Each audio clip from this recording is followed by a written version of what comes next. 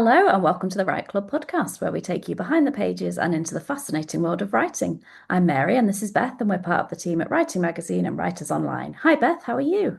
Hi, yeah, really good today, thanks. Let's tell you all about this week's guest. We've got Marilyn McEntyre, who is a writer and a teacher. Along with American literature, she has taught medical humanities, literature, and the natural world, portraiture, and character in literature and art, approaches to autobiography, and a variety of other writing courses. Having left full-time teaching to spend more waking hours writing, she also speaks for university, church, and community groups, leads retreats, offers short stories and writing workshops, and personal editing services. In addition to the 22, I repeat, 22 books she has written, her writing has appeared in a wide variety of academic and trade publications. And her latest book, Start with the Word, is out now.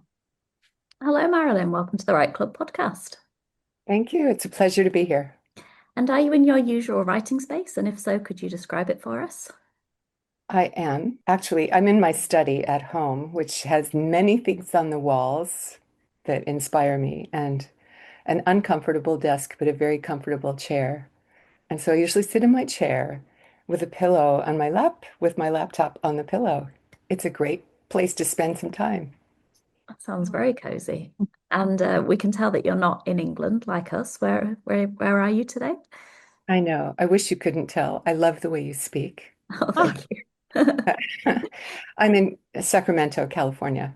Oh, lovely. We've really enjoyed reading Start with a Word and wholeheartedly recommend it to everyone listening. Absolutely brilliant for writers. Could you give us a brief summary of what to expect from this book? Yes, I have, as you said, taught writing in a variety of venues, starting in my very early life in teaching high school. And then after I got my PhD, I spent most of my career teaching undergraduates. And now I teach grown-ups. And it's really fun because everyone who is there wants to be there. And they are people who are experienced writers or people who are ready to publish for the first time, but people who are really at interesting moments in their writing life, many of them reclaiming something. I've worked with people in their 70s, 80s, and 90s even who want to write memoir for their family. Some of them want to write them memoirs because they lived through something that was really formative. Years ago, I worked with the oldest man in my workshop was a World War II veteran, and he was one of the last of his breed. Wow. And he was aware of that and just felt that he was carrying something that he needed to make public before he died. So this gets into pretty deep places, the motives for which people write. Mm. It's one of the pleasures of working with people for whom these workshops are volitional. They're not assigned courses. yeah, absolutely. And at one point in the book, you say that I loved returning to learning. It was consoling in a hard time that really resonated with us. And think staying curious and open to learning is so important for everyone, but especially writers. Would you be able to speak to us a little bit about that? Yes, and I'm aware that I sort of wandered off course with the previous question. So let me say that this book is offering what I think of as a complement or maybe counterpoint to some of the writing instruction that people commonly get in classrooms. I sort of assume that anyone who reads it will have attended to some of the really basic um, matters that writers have to concern themselves with, like grammar and uh, comprehensibility and organization and so on. But this is to invite people to recognize that how much of the writing vocation is intuitive and how much it's a matter of finding out as you go along what needs to happen, what wants to happen here. I like taking the I out of that sentence. Instead of what do I want, what wants to happen next? What's unfolding here? What's emerging?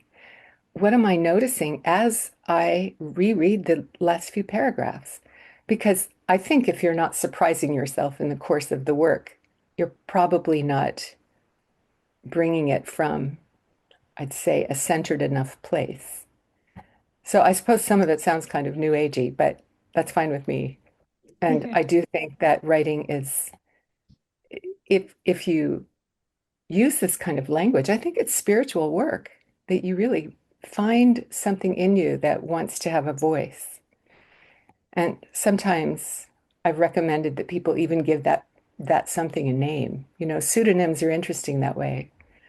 I have a part of me I've called Kate, and she's smarter and funnier and edgier than I am. And sometimes she writes. It's absolutely full of brilliant exercises all the way through. I kept thinking, oh, I would love to stop now and actually do that one. And I am going to go back to it and do a lot of them because they're just so different and really, they really made me think in different ways. And instead of it being such a serious, like I am writing now, it felt like, something fun to do, to use a different bit of your brain maybe. And yeah, very creative. Mm. Well, that was my intention. After every few pages, there's a try this exercise. And the try this I thought was a good little imperative to say, just put the book down now and try something. So the book is meant to be, in effect, a prolonged prompt Yeah. to say, Yeah. here's some things that I have learned from. Let's look at them closely and see what those writers were doing. Now try this. And in workshops, the language I use is in the course of this hour and a half or 2 hours, um, we will be trying some things out. We'll be doing some experiments. You'll be doing little beginnings. And so you won't finish anything here, but I'm going to send you home with some seedlings to water on your own time. And that's kind of how I think about teaching, is really helping people to find their own um, pathway and to listen for that voice that says, go here. You know, I don't want to get too mystical about it, but I do think that there's a certain kind of inner guidance that good writers listen to. Um, and sometimes it can take you to surprising places where you didn't know that was going to happen. Yeah, absolutely. And I think that was one of the things that I really noticed and enjoyed about the book, was that you really weren't trying to pigeonhole writers into do this, do that. It was really about exploring who they were as writers, and um, having those different activities in there and little bits of homework almost. I Mhm. found is what kind of sets that apart from a lot of other different writing technique books, because this felt more like a workshop rather than just like a self-help book where it's like we're giving you all the information but we're not actually telling you how to implement that. And Mhm. I found that really really useful for me, and I will definitely be going back because I didn't do as many as I wanted to, but I will definitely be going back and working through it again. Oh, good. And in the chapter Getting to Know Your Narrator, I love the quote, "You're both the fire and the water," which is from John Green. There was a quote at the start of each of the chapters. What was the decision behind that? I actually think quotes from people are good prompts for one thing. And are you asking about that one in particular? You are both the fire and the water. That one, and just the decision to put a quote at the start of each of the Oh, chapters. well, I assume you've both read George Eliot, and she puts a quote at the beginning of every chapter, right? And I think it was from her that I first learned the value of epigraphs, that there's something about an epigraph that is a kind of invitation or setup shot that says, pause over this, register this thought. It makes you feel something. You are both the fire and the water. You don't want to just move on from that before you think, huh, what could that be about? And so I think one of the functions of a good epigraph is to spark curiosity, to start the internal conversation. And a little paradox like that, of course, begs to be played with. And so then you go from there. But an epigraph also is like a bass line in music. You just, or a drone, you just sort of keep hearing that thought as you move on into the chapter. And I think epigraphs also serve to make it a conversation. My favorite definition of a literary tradition is that it's the long conversation a culture has with it within itself. And that idea that you're entering a long conversation, you weren't there at the beginning, you won't be there at the end, but you get to participate. I think that's a wonderful way of thinking about the whole vocation of writing, which is you're not, it isn't all up to you. And we're always borrowing from sources we can't even count. And then we put whatever we have written into the world, and we don't get to control where it goes. Sometimes publishers will ask, who's your audience? And it's a perfectly reasonable question. Who do you hope or intend might read this book? But having over the years received little lovely notes of appreciation from people I have no idea how they ever got the book, it's persuaded me that it's like you fold the little paper boat and set it on the stream, and it's going to go wherever it goes. And I don't know who's going to pick it up. And I just feel as though there's something sort of lovely and open-handed about this. You know, go where you want to go, little book. Also, I Mhm. don't like the marketing part. So I really find that a very challenging part of writing now, which is that if you are looking to publish books in a more or less traditional way, rather than writing Substacks and blogs, which have their own wonderful life in the world, authors are being pressured to do a lot more of the marketing. And I don't like the self-advertisement. I don't like the hours it requires on social media. Some people get into that and enjoy it. So I'm not saying that's a terrible thing for writers to do. I'm just saying that it changes the frame or it changes the context in which books are produced. So I'm just registering my little protest. You can edit it out if you want.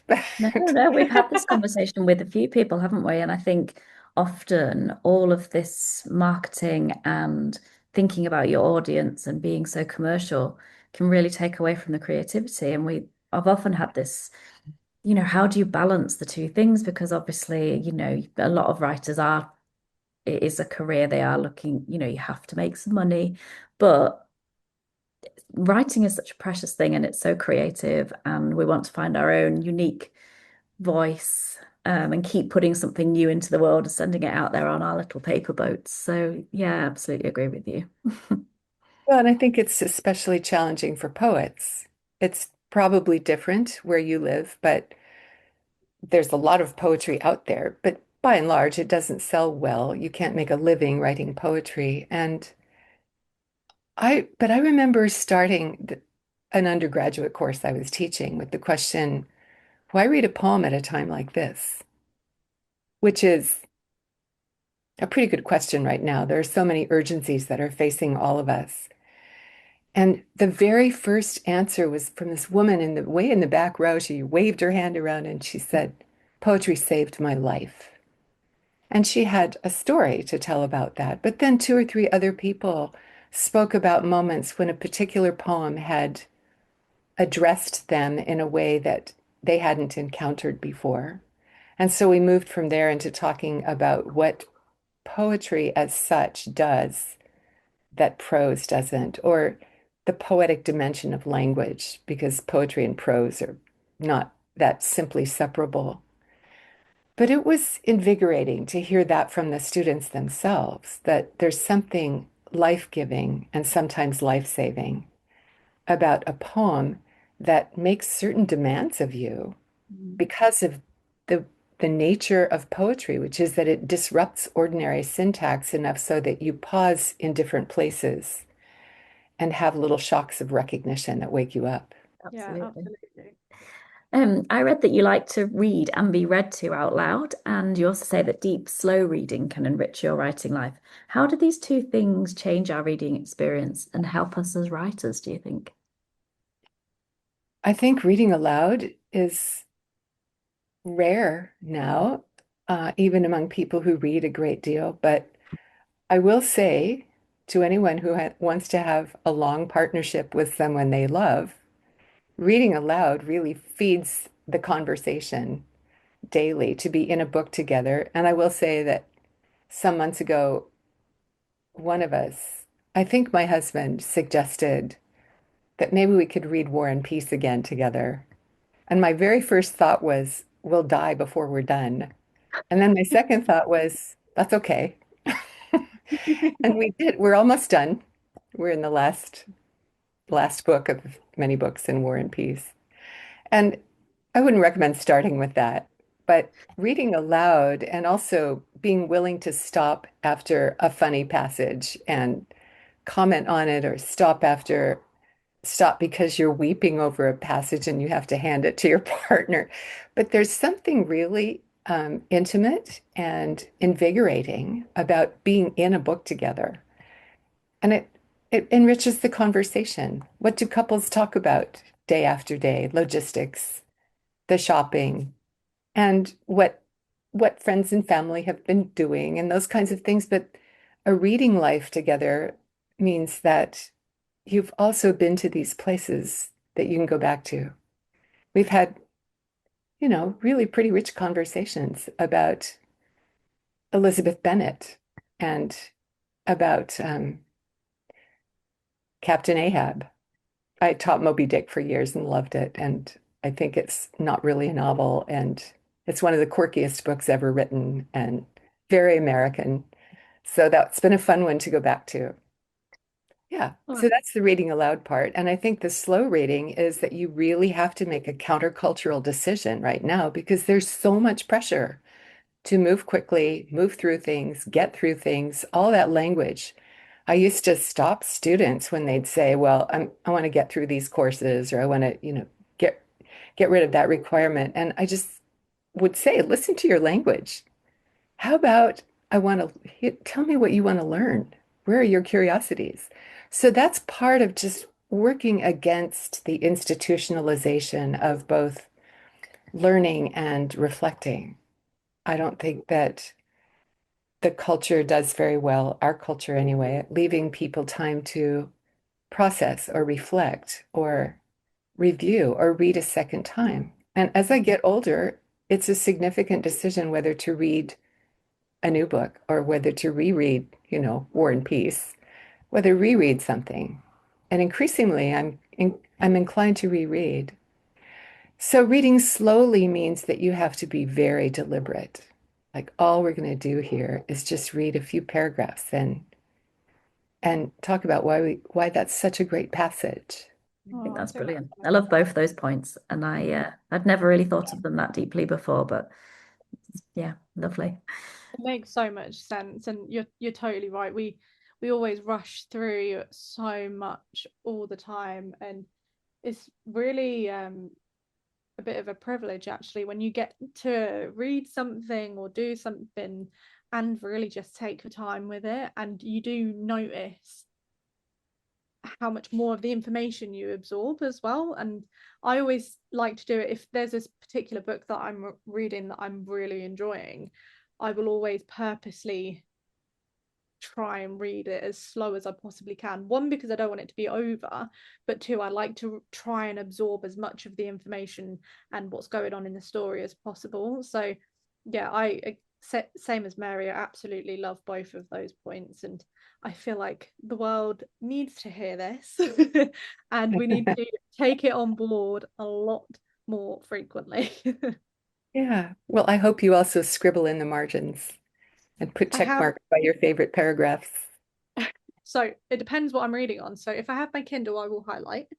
Mhm. Um, if it's if it's a physical book, I have little tabs that go in the side and make it look all colourful. Yes, that's fun too. But I do think that pick your favorites, before you finish the chapter, pick your favorite sentence, or when you finish a poem, pick your favorite line. That's, where I think that gets to a pretty deep place is the way picking your favorite uh, reflects this ancient practice that the church has held, the Catholics and Anglicans especially, of Lectio Divina. Have you heard of that? No. No. Hmm. It's called divine reading or holy reading, but um, it goes all the way back to the 5th century in monastic practice, where Saint Benedict apparently taught monks to take very short passages of the text, the scripture, and read them slowly 4 times. And the first time was to listen for the word or phrase that shimmers for you, the word or phrase that gives you pause. And it might just be a prepositional phrase. But why did that, where did you notice that you noticed something? And then you sit with that and think of it as an invitation. And you bring up associations around that word or phrase. And then the second time you say, why might it have been that? What's the invitation? What does it connect to? And the third time you go a little further and say, where's it sending me? How does it send me back to my work in the world with some little new piece of equipment or inspiration? And the last time I like this, the fourth reading is to come back and hear the whole passage and rest in the text as a place of habitation. Oh, Isn't that wow. beautiful? Yeah, So, that's that's a spiritual practice, but I do think that pausing and saying, oh, I like that. That's kind of a spiritual practice too, mm, Mm. because that's where I got fed. That's where I got awakened. That's that's a little point of departure. Where might I go from there? If I were going to use it as an epigraph, where would it send me? So Yeah, I think of all of that as pretty playful. Um, I yeah, get to do this. There's no one thing you have to do when you're reading. mm, yeah, definitely. Oh, I love that so much. That's definitely something that I'd love to try for sure. And your book's got an absolute ton of writing exercises in it. If and this is probably going to be the hardest question that we ask you. So if you need a second to think about it, then absolutely fine. But if you could pick just one of those exercises to pull somebody out of a writing slump, which one would you go for? Oh my goodness. Yeah, I told you it was a hard one. Well, one of them is right there in the title, which is just start with a word. And I've just been scrolling through, I have on another screen the book because I thought you might want me to go someplace in it. But often I just say, don't think about this. Start a sentence with although. You have 30 seconds, just write a sentence starting with although. And then once you've done that, where does it take you? What does it open up? So those are just little 5-finger exercises. Start a sentence with inexplicably. Start a sentence with simply. And as soon as you have a word down, something starts to happen. It's like dropping a pebble in a pool. So when I say it's to encourage an intuitive dimension to your writing life, it is to say that planning is overrated. I'm clearly temperamentally suited to that practice. And I know there are people for whom planning is very important and even an exhilarating part of the work. But I think that the unplanned things really need to be encouraged and attended to. It's where you get surprised by whatever muse or guardian angel or spirit or inner voice hangs out with you while you write, some part of you that you are not as familiar with. Mm, Um, so yeah, I like that because it's so playful and because you can't not do it. I mean, there's nothing to make you think I can't do this or I don't know how to do this. And then I think I like the exercises that have to do with read this passage and stick your finger down on where something happened and write about what happened. So mm, noticing what awakens you or touches you or makes you laugh is one thing, but then what happened there? What did the writer do to make that happen? So I think I have a whole chapter on reading like a writer. And I would hope that people who want to cultivate a writing life begin to read differently, which is reading for how techniques serve purposes. Techniques aren't just cool gimmicks that we learn to use. They're ways we find to serve our deeper purposes. And if I, for instance, use a very interruptive technique of an aside, and this, dear reader, is where you're going to fall off the tracks. It- that introduces humor. It's sort of a bold thing. You can't overuse it too often. So, how did that work? And what happened to me when this writer did that? So, I think to allow ourselves to be taught as we're reading, again, doesn't have to be onerous and overly serious. It can be very playful. Like, I get to be part of this party. And Yeah. sometimes I'm a reader and sometimes I'm a writer, and there's not much of a partition between those two dimensions of my work in the world. Yeah. Mm, It is yeah. really fun, isn't it? And it is noticing, which seems like a silly thing to say, make sure you notice things, but I'm not sure we often do when we're so busy. And I think that noticing is a learned behavior too, that especially looking at a text for what it does rather than looking through a text to see what it says. Mm. If you, that's a learned behavior. I know this from teaching so many generations of freshman college students who are still looking to say, okay, what's the main idea here?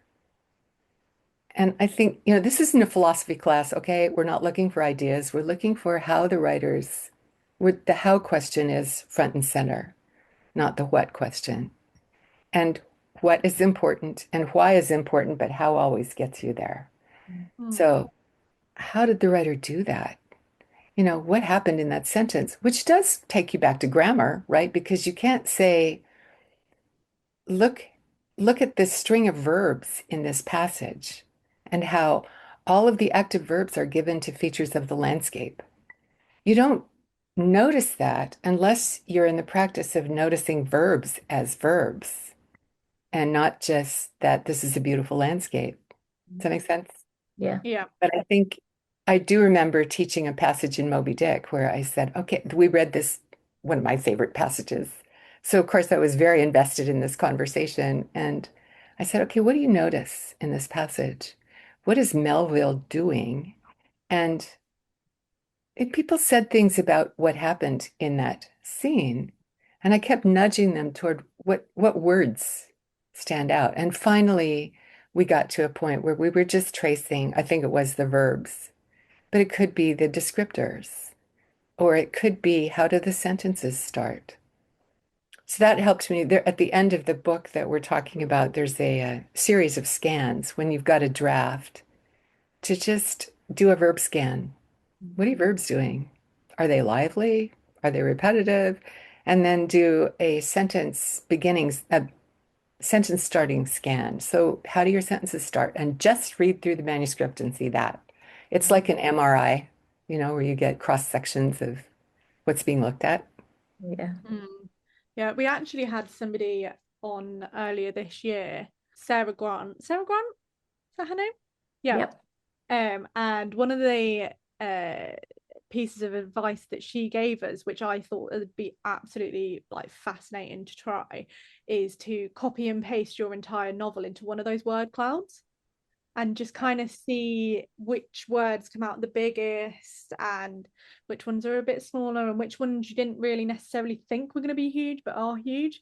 And I just think something like that is such a fun, creative way to notice all of Yeah, the words that you're using in a visual format, but then you can kind of start going through and be like, oh, I used the word the or because far too many right. times. Let's start chopping them out. And I think something like that, and alongside all of the tips that you've given us, it's just a really like it makes it a little bit less tedious, I think, because bits like that, like all of your writing's done, you've got the exciting part done, and now you've got to kind of go through and edit. It's what Mhm. people put off the most, isn't it? So yeah, I think that they're really, really interesting, useful tips there. Yeah, well, I think people do dread editing, but I think it can become one of the fun parts because it's a little bit like, as you say, working a puzzle or, thinking in patterns. Mm. And once you spot something like too many sentences begin with there are, those are easy to take out. You rearrange the sentence and you don't need that most of Mm. the time. Yeah. So spotting something like that and going, oh, I see something I can prune here. I think that can be fun. It's Yeah. just that the another thing I talk about in classes a lot is the self-talk. What do you say to yourself, or what does your inner critic say, or what does your inner coach say? And one of them is not to change your questions, not what's wrong with this. Let me find out what didn't work, but just what happened here. And what am I noticing? But to neutralize the questions so that they're not setting you up uh, for evaluation, but rather just for noticing the effects of choices you made and and helping you to think about other options Mm. so Yeah, that you stay in a place of choosing and and playing.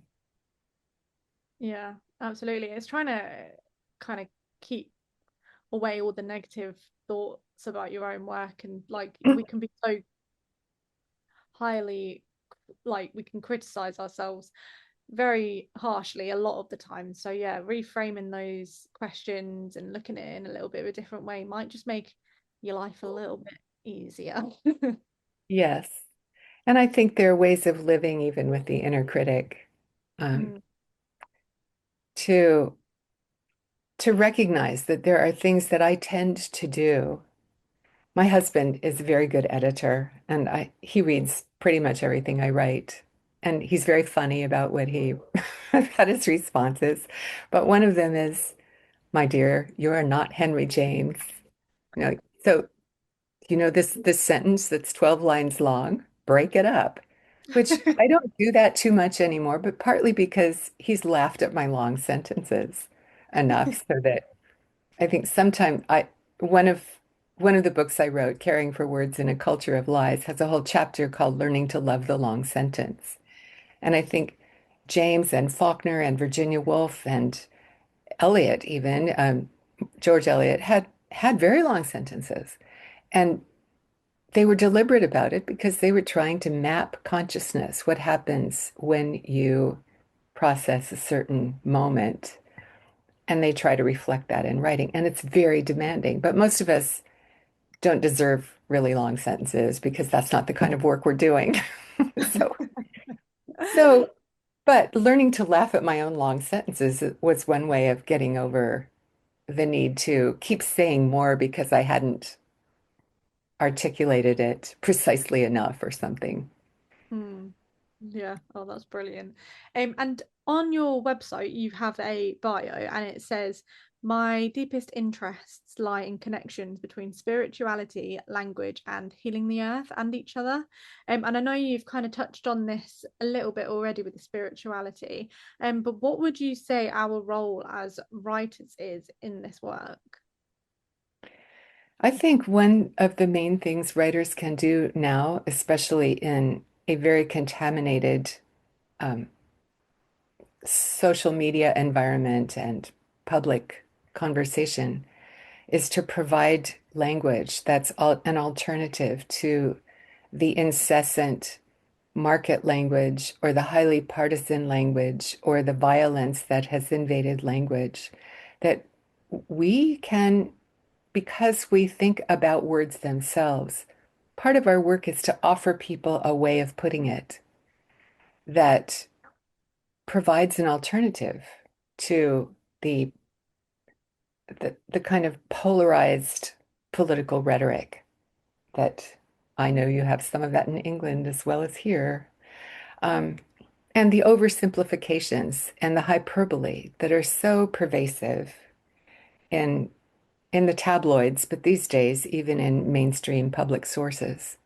And so I think to pay attention to the value of making careful distinctions and the value of that middle range of emotional language, which I think of as Jane Austen language, that people aren't either outraged or depressed or thrilled or one completely overused word, excited, but that they're vexed or perplexed or bemused, or someone is affable or agreeable. And I'm not suggesting that we retrieve 18th century language, but I am saying that to name things a little more carefully is to call people's attention to something that is more complex and more subtle. So that's one part. And the other is to help cultivate what Keats called negative capability. I'm sure that you two are aware of that. But I think of it as a great virtue, which is the capacity of what he called the poetic mind to dwell in ambiguity or paradox without straining after resolution. And that means there are situations in which we have to hold the uncomfortable feeling that either we don't know enough to make a judgment call here, or that the opposite is also true in a different sense. And it doesn't mean being neutral. I also like whoever it was that said neutrality is complicity. But I think negative capability is to say that, as one journalist said that I heard speak, the bottom line is always it's not that simple. And so to just resist oversimplification is one of the main tasks. Even if you're writing, personal poetry, even if you're writing fantasy fiction, to teach people not to be satisfied with simplistic answers or categories. That's a huge political job. Mm. Yeah, that's brilliant. And are you working on anything now? Have you got another book in the pipeline, or are you having a little rest from all these books? I Well, I went against my editor's advice and brought out two books the same season. Oh, wow. So, along with this one, a friend and I, just as a lark, really wrote a book about aging called As We Age. And it was just a correspondence about aging, and it's just out. So that was fun. It was it was fun to just do it as a conversation and talk about everything from um, looking in the mirror for the first time and recognizing how much of your hair has started to streak gray, to recognizing that if you get to live long enough, that eldering season of life is its own vocation.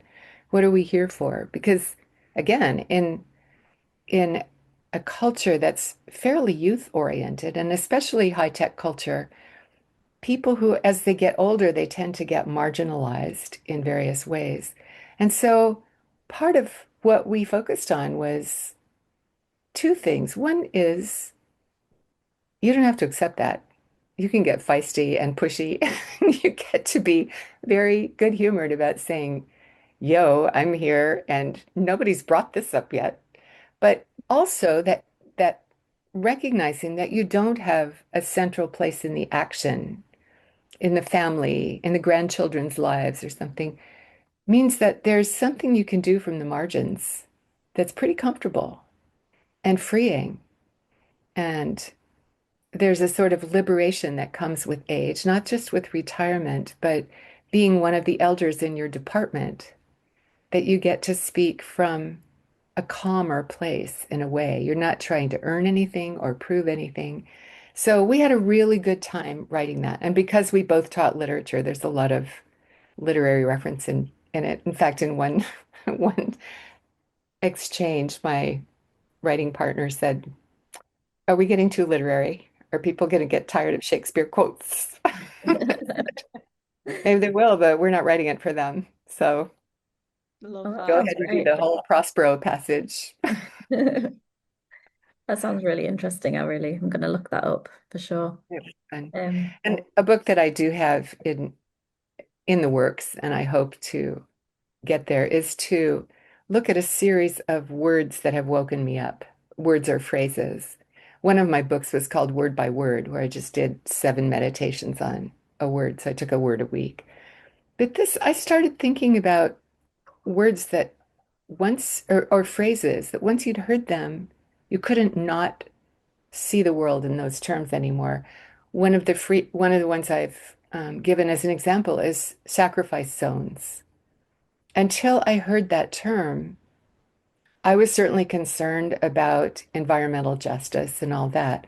But the but there's something shocking about the term sacrifice zones, which is that people who want to set up factories or these days data centers, for instance, there's going to be a sacrifice zone where the people in the immediate area are going to pay a high cost. Either their water will be contaminated or the grid will be stressed. But it's kind of like somebody pays and the people with power and money decide where are we going to put this, and it's usually where poor people live, become sacrifice zones. That's where we can, do the chemical dumping. That's where nobody's going to notice if the pipes have lead in them. And that term really helped energize my focus on what we think of generally as environmental issues. Or a word like somebody used the term a few years back called predatory capitalism. And I think that's really valuable. Capitalism itself is problematic, but when we talk about capitalism now, we're not talking about Adam Smith and his theory of capitalism. We're talking about living in a global corporatocracy where governments almost work as front organizations for corporations. There was somebody published an image of the American flag with all the stars. Instead of being stars, they were corporate logos. Mm. And that was, I thought, a rather extraordinary protest sign.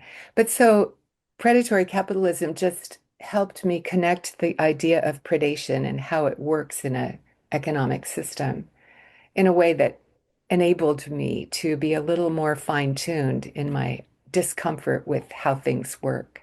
Mm.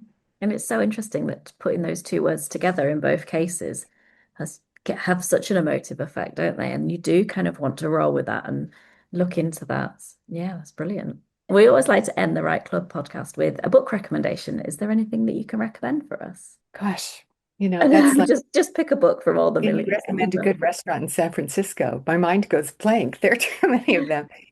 done. A book I can recommend. Well, I always wonder when I speak to people in the UK or Europe, is there any remaining difference in what people have sort of canonized in contemporary literature? Since we've talked about rereading, I think it is valuable to have at least a short list of books to come back to. And I find that some of the ones I've mentioned, like Middlemarch, for its for um, the way she characterizes Dorothea as someone who's deeply concerned about the um, mistreatment, or at least the marginalization of the poor in the English rural areas in the 19th century.